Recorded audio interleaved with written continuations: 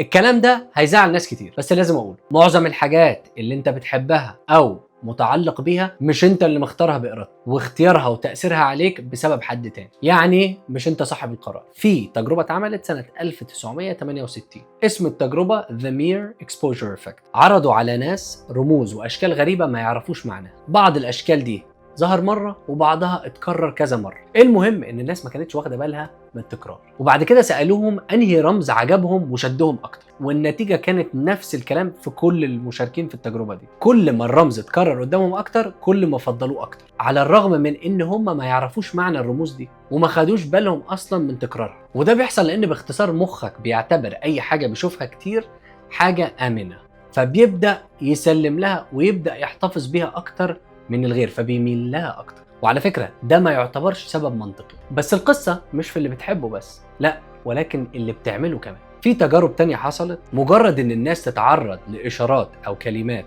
قبل موقف كان بيأثر على تصرفهم بعدها من غير ما ياخدوا بالهم انهم اتأثروا. يعني اللي بتحسه ذوقك واختيارك الحر في الحقيقة لا، هي حاجة اتزرعت فيك بالتكرار والتعرض. ودي مش نظرية بعيدة، انت ممكن تبص على كل حاجة موجودة في حياتك.